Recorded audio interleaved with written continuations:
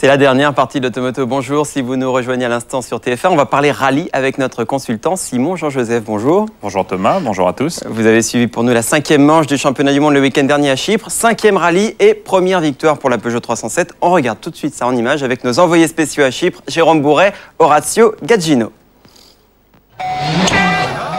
Des mois de travail, quelques déceptions, de la tension et des coups de gueule, un dernier week-end de stress. Enfin, la délivrance pour Peugeot Sport.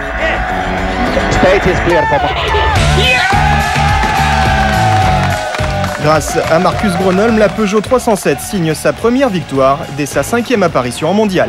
La 307 est une nouvelle voiture, plus performante, plus efficace et qui n'est qu'au tout début de son développement. On a encore beaucoup de choses qui doivent venir, mais surtout ce qu'on a pu voir aujourd'hui au vu des temps que Marcus a pu faire, nous encourage vraiment. La voiture commence à marcher bien et surtout, Marcus commence à en tirer vraiment le parti. Frustré depuis le début de l'année par les pannes à répétition de sa nouvelle voiture, le géant finlandais en a cette fois tiré une motivation supplémentaire.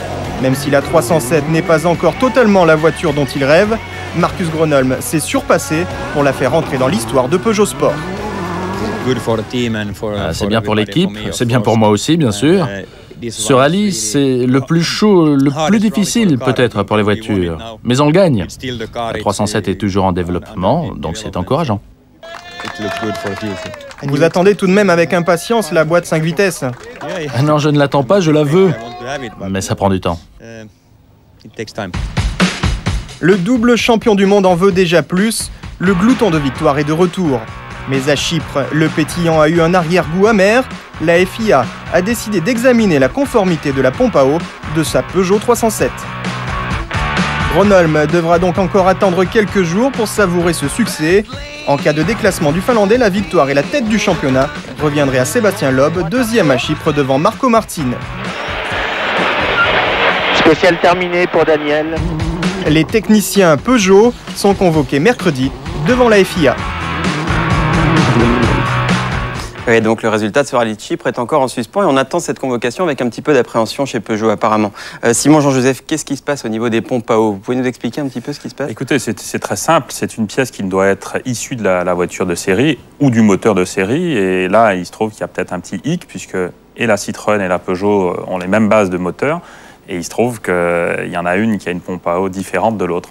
Alors moi, j'avais connu un peu ce problème à l'époque lorsque j'étais en championnat du monde avec Ford, où on avait eu le même problème et hélas, nous avions été déclassés. Déclassés du rallye Monte-Carlo, il y avait Colin McRae d'ailleurs dans votre équipe. Colin qui avait et été moi, déclassé également. Tous les deux, nous avions été déclassés, c'est exact. Alors Simon, on va parler un petit peu de cette Peugeot 307 et de la fameuse boîte de vitesse à 4 rapports qu'évoquait tout à l'heure Marcus Gronholm. Une boîte 4 vitesses, normalement, ça devrait entraîner un nombre inférieur de changements de vitesse. Le pilote devrait changer moins souvent. Eh bien, regardez, c'est l'inverse. Marcus Gronholm, en gros, n'arrête pas de changer de vitesse. Est-ce que vous pouvez nous expliquer pourquoi? Effectivement, comme on peut le voir à l'écran, Marcus est sans cesse entre le deuxième et troisième rapport. Ça vient de trois choses. D'abord, peut-être d'un étagement d'une boîte un peu différente, bien sûr du style de Marcus, et puis aussi du couple moteur. Et là, il s'avère que, et on peut le voir sur les chiffres, d'un côté, 536 changements de rapport pour Marcus, 402 pour Marco Martin, qui a aussi peut-être un style un peu différent. Mais c'est évident que c'est peut-être un handicap important pour Marcus. À chaque fois qu'on change de rapport, on perd du temps dans une voiture de course? Disons que c'est un exercice où il faut trouver le bon compromis avec le couple et le rapport. Et c'est vrai que ça peut être un handicap, même si aujourd'hui, on a les vitesses au volant. La Peugeot change 30% de fois plus souvent de rapport que la Ford. Et Sébastien Loeb est à peu près dans les mêmes données que Marco Martin. C'est aussi un problème au niveau de la fiabilité? C'est sûr que plus on sollicite ces pièces qui sont des pièces un peu uniques, plus elles sont soumises à des conditions difficiles. Donc effectivement, là, on peut dire qu'il y a certainement quelque chose à gagner, comme le dit Marcus dans le reportage qu'on vient de voir. Oui, Marcus Gronholm qui réclame une boîte 5 vitesses pour retrouver un petit peu ses habitudes. On va rester sur le rallye de Chypre, évidemment, avec un parcours particulièrement cassant. Simon, vous l'avez disputé 2 fois, ce rallye. C'est un petit peu un ovni dans le championnat du monde des rallyes. Il n'y a pas beaucoup de pilotes qui l'aiment. C'est un rallye extrêmement difficile, chaud, très très cassant comme on peut le voir. Les coéquipiers souffrent énormément comme les pilotes. Vous n'avez qu'à voir l'état des pneus. Les voitures sont soumises à très très rude épreuve dans des conditions très très difficiles et très cassantes, comme je dis. Là, on voit Sébastien qui pousse un peu sa voiture. Daniel Elena, son copilote. Ah pardon, je voyais pas bien. Et puis là, regardez, on se retrouve vraiment dans des très très grosses pierres. C'est plus du pilotage, c'est plutôt de l'évitement d'obstacles. Et pour ma part, je sais que pour en avoir parlé avec un certain nombre d'équipages, je dirais qu'à l'unanimité, personne n'apprécie ce genre de conditions. C'est vraiment pas plaisant que de conduire des aussi belles voitures dans des conditions aussi catastrophiques. Quand on est pilote, on n'aime pas trop casser le matériel parce que là, c'est un peu de ça qu'il s'agit. On casse vraiment, on va au casse-pipe à Chypre. Quand on est pilote, je crois que l'objectif, c'est d'aller le plus vite, se faire plaisir avec des voitures qui sont exceptionnelles et justement de pouvoir profiter de toute la quintessence du produit dont on a entre les mains. Mais lorsqu'on se retrouve à faire de l'évitement d'obstacles dans des conditions comme celle-ci, c'est loin d'être fun.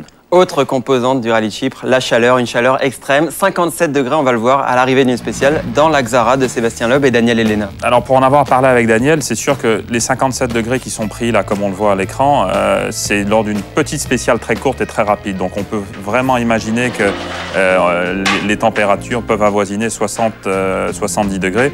Comme vous pouvez le constater, on a un échappement qui est aux alentours de 1000 degrés, une transmission qui est aux alentours de 600 degrés, ce qui fait que tout ça remonte dans la voiture, malgré tous les isolants qui sont mis par les techniciens pour essayer justement d'éviter ce problème de chaleur. Mais et là, on voit le congélateur dans lequel sont mises les combinaisons et la douche, comme en rallye raid, au bivouac. Alors Simon, je vous interromps, mais il y a eu un petit vent de contestation à l'arrivée de ce rallye de Chypre. Les pilotes ont dit on a trop chaud. Vous allez nous expliquer pourquoi avec matériel à l'appui. Eh bien, depuis le 1er janvier 2004, en WRC, nous sommes obligés donc de porter d'abord la cagoule en dessous du casque. Ici, le t-shirt à manches longues, comme vous pouvez le constater